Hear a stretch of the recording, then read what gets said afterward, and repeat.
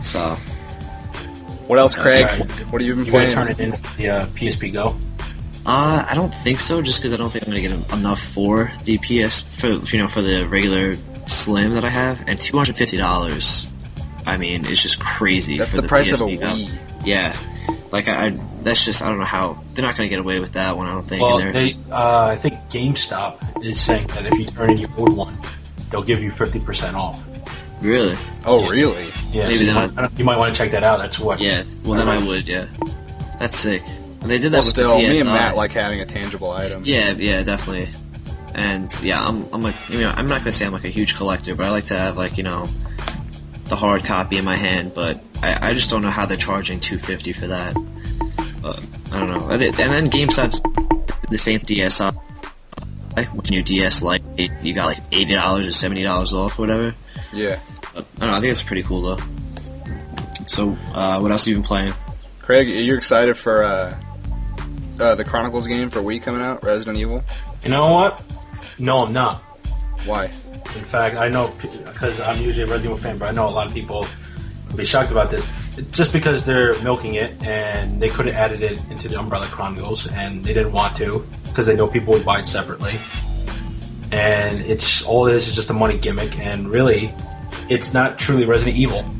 It's just a first-person shooter, on-rails gun, that retells the story, but it doesn't really tell the story because it's not even. I don't know. Like with Umbrella Chronicles, it just seemed like they quickly try to take all of their missing, story plot holes and everything, threw it in together, and it became a mess. It's not Resident Evil anymore. It's not even scary. It's not survival horror anymore. Yeah. It's totally action. Resident Evil 5 really.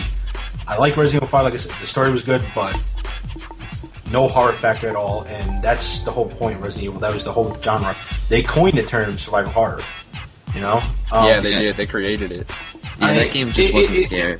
It'll look. I guess I'll look it on. I'll watch it on YouTube, or if somebody plays it, I'll watch a playthrough. But I sold my way. I'm not rebuying the way just to play that game, and it looks more interesting. It looks more interesting than the Umbrella Chronicles this time. It looks like they're giving the player more freedom to do stuff. But like I said, I can play those games on the GameCube. Yeah, definitely. True. Alright, well, I have also been playing Wind Waker, which is pretty weird. I never thought I'd go back and play that one, but it's actually really good. Have you guys ever played it? Honestly, I'm not a big Zelda guy. Really? I get for it, yeah. Maybe I should try and replay them. Yeah. But I don't know, I couldn't get into the Zelda series, because you know what, I suck at games where you have to explore and find stuff. Just because I'll be you should play Oblivion. Yeah. But unless I use a guide, which I do sometimes, but I'll admit I suck at games where you have to go find a key and then talk to this, I'm not good at that stuff. But, I always get, heat for it, but maybe I'll try it again. But that's cool that you went back to it. What about you, Craig? I had the Twilight Princess. I played it. I got to, I think, probably maybe the third dungeon or so, but I stopped there. I don't know why. I don't know if I got bored with it or if it was just that I had too much stuff going on. I never really got back into that game. That one specifically. I don't know what it is. It's just the story. I heard the story is pretty interesting, but I don't know if it was the whole cartoon thing going on. Dude, one of the major flaws about it is that while it is massive, you got a fucking boat everywhere, and it takes so long, and they try to fill it in with bullcrap grab the gem on the way, or you get a random monster attacking you and stuff, but it's just so boring. It's I could set the controller down, I don't know, get a sandwich, they come got back. I played the Twilight Princess. I own that one too. That one looks a lot more interesting. I don't know. I didn't beat it yet. I plan on playing that game next, seeing if I can beat it all the way through. But like I said, for me, this series really hasn't been the same since after Ocarina of Time. Ocarina of Time. Yeah. Oh, God. You don't like that one? No, I fucking love that game. Oh. Who wouldn't? Majora's Mask, I don't know. I felt weird about that one. Yeah. Ocarina of Time was the last game that IGN gave a 10 out of 10 before, Grand Theft Auto 4, which didn't deserve it at all. Oh, no. They gave that game a 10? They gave Grand Theft Auto 4 a 10 out of 10. That's stupid. Yeah, it wasn't that good. I was talking before about how I actually traded Infamous in for Sonic's Ultimate Genesis Collection because I actually went to this Game Force and they had this Sega bundle. They had like a Sega Genesis with 2 controllers and then a game for only $30.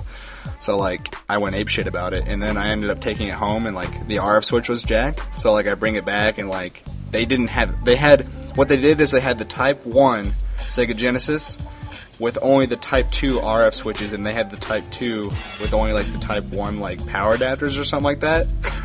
So like they were both missing some, so I couldn't get it. And like I ended up talking to the store owner for a while, and that guy is cool as hell, dude. He has like he's been collecting for years. Like this guy's like maybe in his 30s, but like he's freaking hilarious. And like he actually told me he got his whole collection at his house appraised for $60,000. Wow. Yeah. Imagine having that. Dude, oh my god. And he's like, yeah, I'm running out of space. He's like, it's like, he said that working there is like having an alcoholic work at a fucking, alcohol store. He's like, it's a bad combination. Speaking of like stores, I don't know if you guys, we're all on YouTube, so we watch a lot of YouTube guys, and, but did you see that, the guy that, Happy Console Gamer plugged yesterday, by any chance? Watch his videos when he goes to, the store is called like Hard Off or something like that. I don't know if you guys saw it. It's like isn't he in Japan? Yeah, he lives in Japan, so it's a Japanese store. They have like warehouses. Oh, dude, you have no idea how much stuff like he showed in the video. He walked in and there was about 15 Sega Dreamcasts just like lined up.